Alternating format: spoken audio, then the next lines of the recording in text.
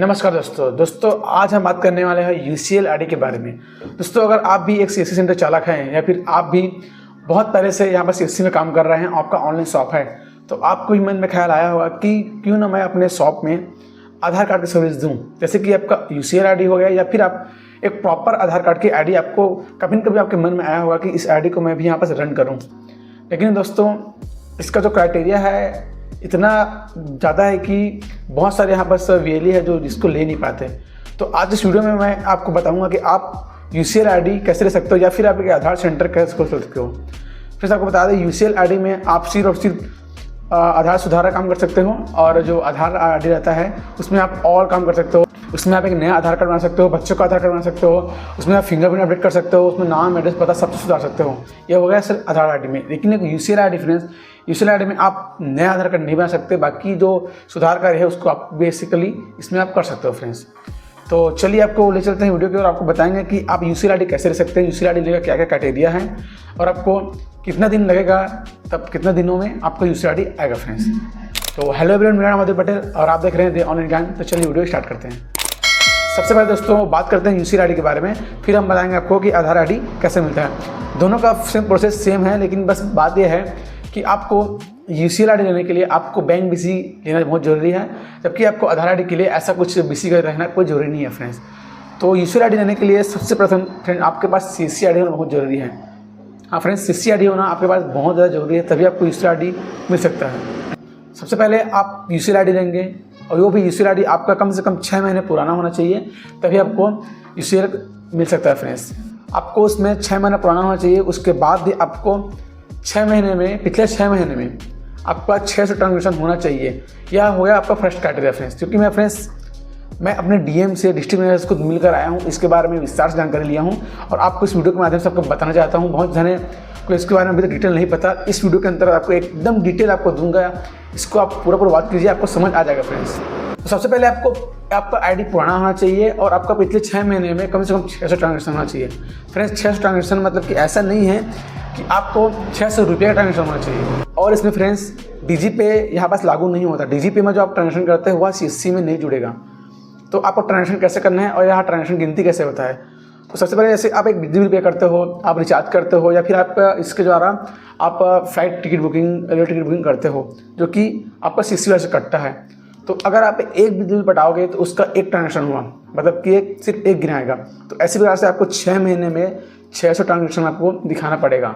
चाहे आप रिचार्ज करो, चाहे आप बिल पटाओ, चाहे उसमें आप रिचार्ज कर क्या बोलते हैं, उसमें आप फ्लाइट टिकट बुक करो, दुनिया भर का जो काम होता है सबको करो, जिसमें आपका वॉलेट से पैसा कटना चाहिए। ऐसा काम करोगे तभी आपको यहाँ पास ये जो क्राइटेरिया है आपका वो पूरा होगा फ्रेंड्स।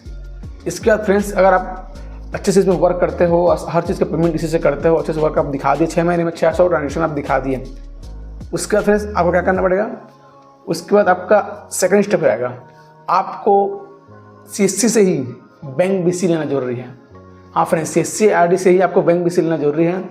तो बैंक बीसी के लिए आपको पहले क्या करना पड़ेगा, आपको एग्ज़ाम देना पड़ेगा, जो कि है आईएबीएफ का। आईएबीएफ का एग्ज़ाम कैसे दिलाते हैं या फिर आईएबीएफ का एग्ज़ाम कैसे यहाँ पर फॉर्म डालना है, इसका वीडियो मैं पहले वीडियो में आ चुका हूँ और पिछले वीडियो में देख सकते हैं फ्रेंड्स। तो आईएबीएफ एग्ज़ाम दिलाने के बाद आपको सीएससी के थ्रू आपको बैंक बीसी लेना है।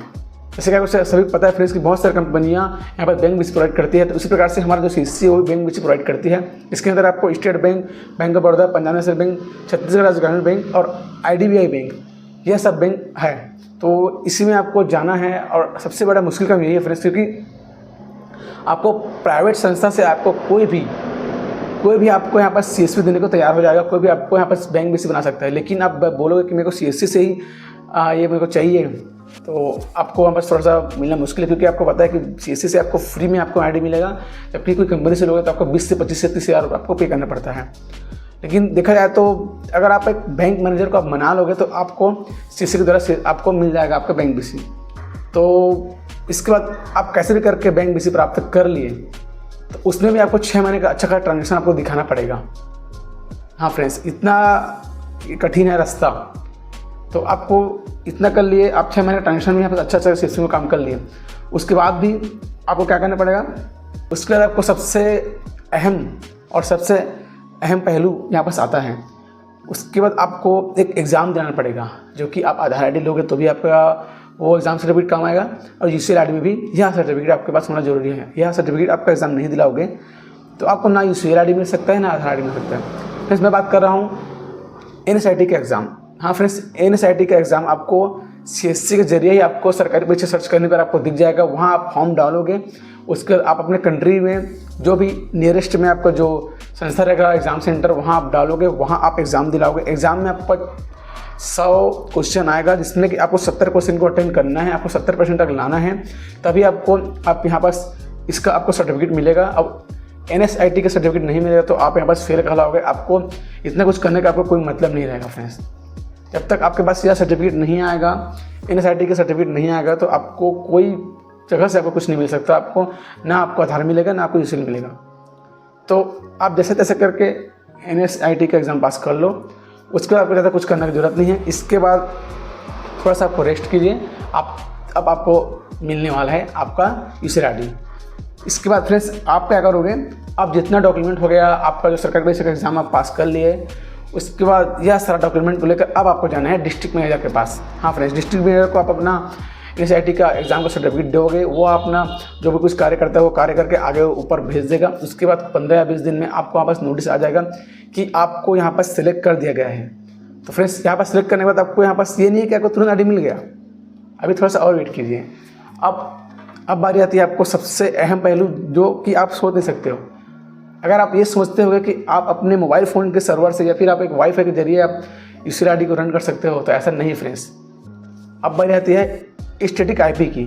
हाँ फ्रेंड्स, स्टैटिक IP आपका जो ब्रॉडबैंड कनेक्शन आप लगवाए हो या फिर आप लगवाओगे, उसको बोलकर आप स्टैटिक IP आपको लेना पड़ेगा। स्टैटिक IP आप लोगे, उस IP का जो ID नंबर होता है उसको आपको आपका DM को बताना पड़ेगा। वहाँ उसी के जरिए आपका जो CSP, उसी के जरिए आपका जो UCL ID है वो रन करेगा। आप दूसरे वाईफाई में आप कभी उसको रन नहीं कर सकते, आपका ओपन ही नहीं होगा।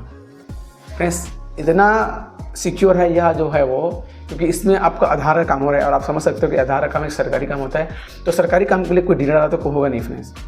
तो स्टैटिक IP लोगे तो इसमें आपका खर्चा आएगा। स्टैटिक IP आप ले लोगे, उसके बाद आप यहाँ पास रेडी हो सकते हो। उसके बाद कुछ दिन बाद आपका ID अप्रूवल हो जाएगा। उसके बाद आप रेडी फॉर यूज़ आप उस कर सकते हो। कुछ दिन बाद आपके शॉप में UCL का काम चालू हो जाएगा और आप UCL का काम चालू कर सकते हो। इसमें आप अपडेट का काम पूरा कर सकते हो। लेकिन फ्रेंड्स आपका जो स्टैटिक IP रहेगा, आप वहीं पर से सिर्फ इसका काम कर सकते हो। कहीं और अगर मैं इस चीज़ को चलाऊंगा बोलूँगा तो वह नहीं चलेगा। आपका लोकेशन ट्रैक रहेगा, आपका स्टैटिक IP जहाँ पर रहेगा वहीं पर आप काम कर सकते हो। अब रही बात फ्रेंड्स, आप आधार ID कैसे लें, तो आधार ID में ये जितना तमाशा बोला हूँ इतना आपको कुछ नहीं लगने वाला। बेटर ये होगा अगर आप आधार ID लें।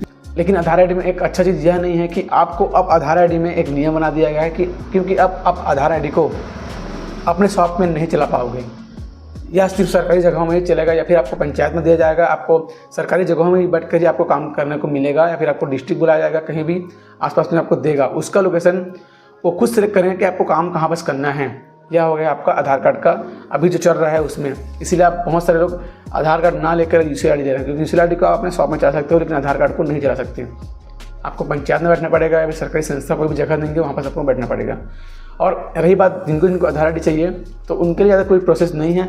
उनको NSIT का एग्ज़ाम दिलाना है। एग्ज़ाम दिलाने के बाद अपना सर्टिफिकेट को लेकर DM को सौंप देना है। DM ऊपर इसको देखेगा आपको जितना भी आपका बॉडी का एग्ज़ाम जो सर्टिफिकेट दोगे उसको, क्योंकि आपको इस चीज़ में आने के लिए आपको कम से कम 12 पास होना बहुत ज़्यादा ज़रूरी है। साथ ही साथ आपका 18 पास होना ज़रूरी है। ये सब आपको क्राइटेरिया देखेगा। उसके बाद आपको आधार ID मिल जाएगा। लेकिन आधार ID का मेन इसका ये रहेगा कि आपको NSIT का एग्ज़ाम आपको दिलाना पड़ेगा। NSIT बोल जाता हूँ फ्रेंड्स। चलिए इसमें आपको मेन रहेगा आपका NSIT का एग्ज़ाम दिलाना।